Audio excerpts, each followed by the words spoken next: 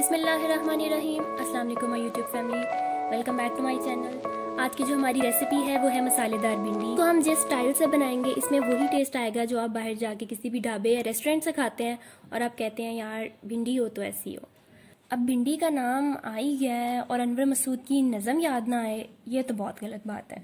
मैं उनकी तरह तो नहीं पढ़ सकती पर हम अपनी एक कोशिश कर सकते हैं। उस नज़म में एक जगह अनवर मसूद साहब फरमाते हैं कि लूआं वाली पिंडी होए, पोटा पोटा लम्मी होए, हरी ते कचूर होए, सोनी होए, कूली होए, विच होन बकरे दी पुट्ठ दियां बोटियां, नाल होन छंडियां तंदूर दियां रोटियां, मक्खने दा पेड़ा होए, लस्सी दा प्याला होए, भिंडियां दे नखरे ते गर्म मसाला होए, भिंडियां बनाना भी ते कोई कोई जानदा है, रिनना पकाना भी ते कोई कोई जानदा है। ये बात तो अनवर मसूद साहब ने वाकई सच की है कि रिनना पकाना कोई कोई जानदा है।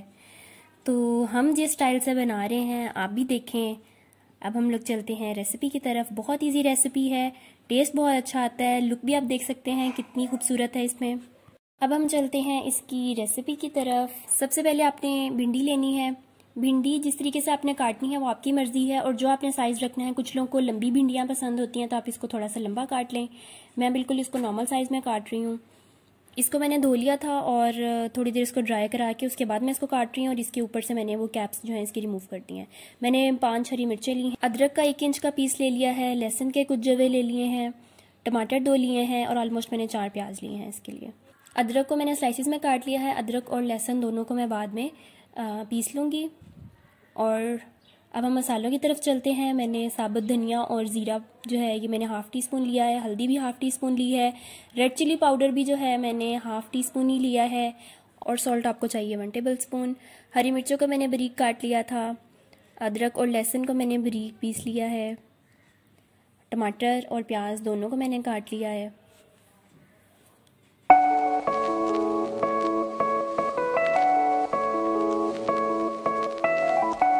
आपने ऑयल को कढ़ाई में डाल के गर्म होने के लिए रख देना है। मैंने मीडियम फ्लेम पे इसको गर्म होने के लिए रख दिया है।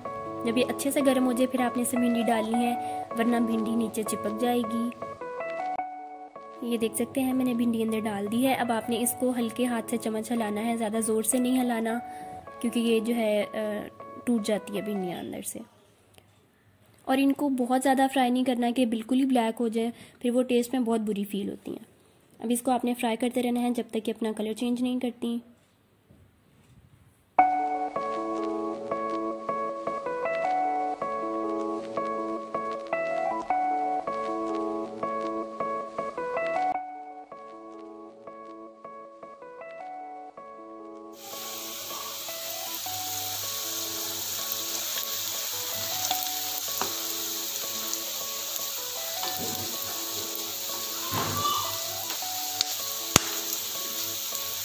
ये देख सकते हैं इन्होंने कलर काफ़ी हद तक चेंज कर लिया और ये कुक हो गई हैं और मैं इस पॉइंट पे इसको बाहर निकाल लूँगी ऑयल से। अगर आपको थोड़ी सी और डार्क करनी है तो आप इसको थोड़ा सा और कर सकते हैं।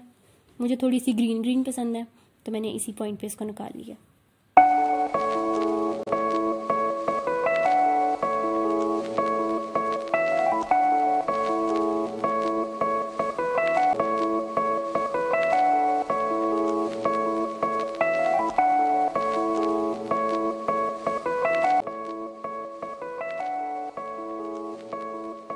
इनको निकाल के साइड पे रख दें और अब उसी ऑयल के अंदर, उस ऑयल को ज़ाया नहीं करना, उसी के अंदर हम लोग प्याज और मतलब बाकी जो मसाला है उसको हम लोग फ्राई करेंगे।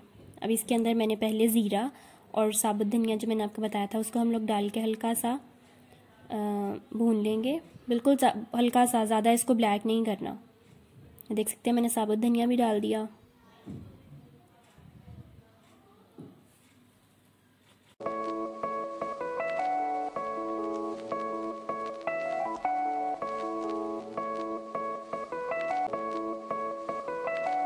अब ये भुन गए हैं तो अब आपने इसमें अदरक और लहसुन दोनों का पेस्ट डाल देना है और हरी मिर्चें डाल देनी है। छींटों से आपको आइडिया हो रहा होगा कि कितना एहतियात की ज़रूरत है यहाँ पे। आपने भी एहतियात के साथ डालना है अदरक लहसुन का पेस्ट। जब ये भी भुन जाएंगे देन हम इसमें टमाटर डाल देंगे।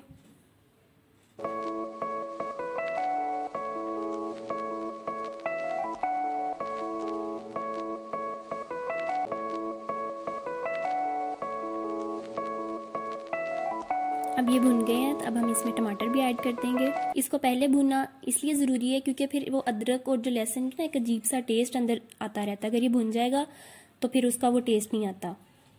ये अब टमाटर डाल दिया हमने अंदर और हमने इनको अच्छे से फ्राई करना है। आप इसकी जगह टमाटो प्यूरी भी यूज़ कर सकते हैं।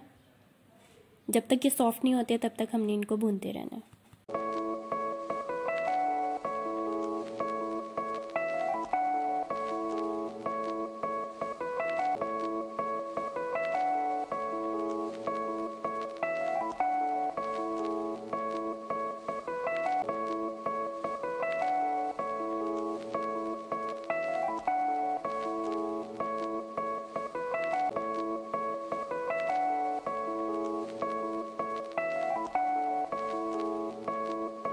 ये सॉफ्ट हो गए हैं, भुन गए हैं, तो हम इसमें बाकी सारे मसाले ऐड कर देंगे और फिर से इसको हम अच्छे से फ्राई करेंगे।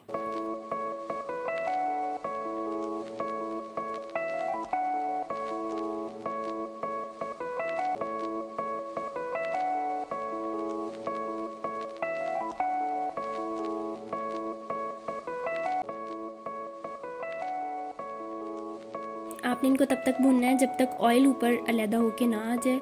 आप इसमें अच्छा टेस्ट ज़रा खट्टा फ्लेवर लाने के लिए आप इसमें लेमन भी ऐड कर सकते हैं, दही भी ऐड कर सकते हैं। मैंने इसमें दूध की मलाई यूज़ की है, उससे भी बड़ा अच्छा फ्लेवर आता है और बड़ा क्रीमी सा टेस्ट आता है इसके अंदर।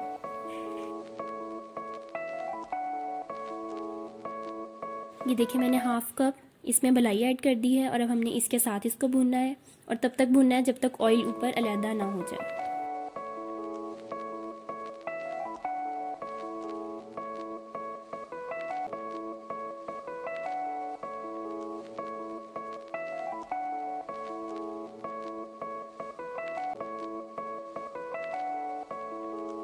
ये देख सकते हैं ऑयल ऊपर आ गया है। अब हम इसमें प्याज ऐड कर देंगे और हमने उनको भी अंदर फ्राई करना है जब तक ये भी सॉफ्ट नहीं हो जाते। इसमें हमें पानी ऐड करने की ज़रूरत नहीं होती है क्योंकि प्याज अपना भी पानी अंदर छोड़ देते हैं। इसको हम लोग फ्राई करेंगे जब तक ये फ्राई हो रहे हैं। आपको भी अपना काम पता है, तो प्लीज़ जाएं और मेरा चैनल सब्सक्राइब करें, मेरी वीडियो लाइक करें।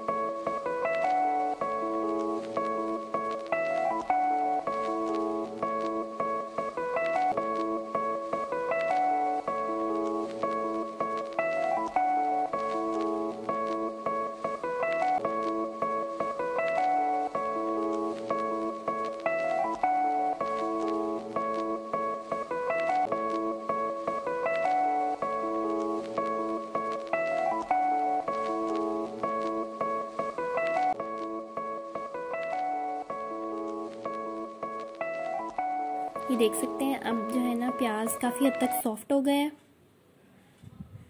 अब हम इसमें भिंडी ऐड कर देंगे जो हमने फ्राई करके साइड पे रखी हुई थी। अब हमने इसके साथ इसको थोड़ी देर फ्राई करना है और फिर हम इसको डिश आउट कर लेंगे।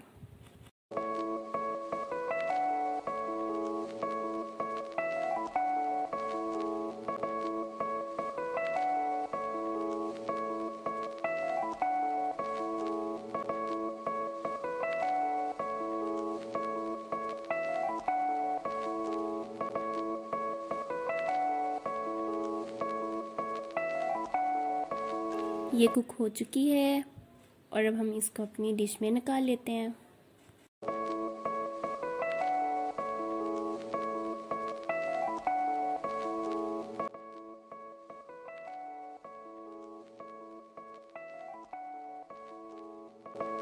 कलर्स देख सकते हैं कितने प्यारे हैं और सच में यार टेस्ट इससे भी ज़्यादा अच्छा था।